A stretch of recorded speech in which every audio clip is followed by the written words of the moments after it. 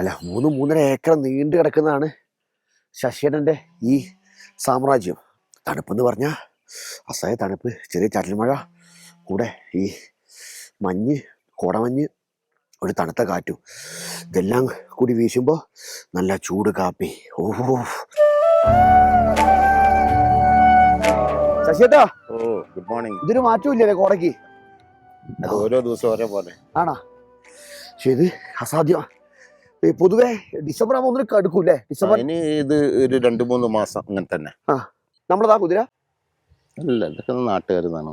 ആണോ? ഐഷ്, എന്തൊരു കാഴ്ചയല്ലേ.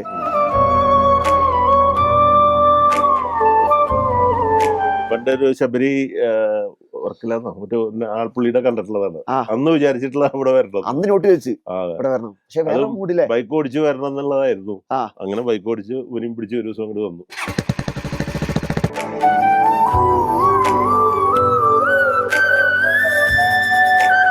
ഈ ഓരോ മഡ് ഹൗസിനും ഓരോ റേറ്റ് ആട്ടോ. പിന്നെ സീസൺ, പിന്നെ വേക്കൻഡ്, അപ്പോൾ ചെറിയ മാറ്റം വരും. രാവിലെ ഇഡ്ഡലി, സാമ്പാർ, ചട്നി, പിന്നെ മുട്ട ബോയിൽ ചെയ്തത്, ഇതാണ് രാവിലെ ഗ്രൂപ്പ് വരുമ്പോൾ കൊടുക്കുക. കൊടൈക്കനാൽ വരുന്ന ആൾക്കാർ നിർബന്ധമായി തന്നെ പൂണ്ടിയോ ഈ പറഞ്ഞ പോയൊരു ഭാഗത്തേക്ക് എന്തായാലും വരണം. വന്നു കഴിഞ്ഞാൽ എക്സ്പ്ലോർ ചെയ്യുന്ന അങ്ങനെ അടിച്ചു പൊളിക്കാം.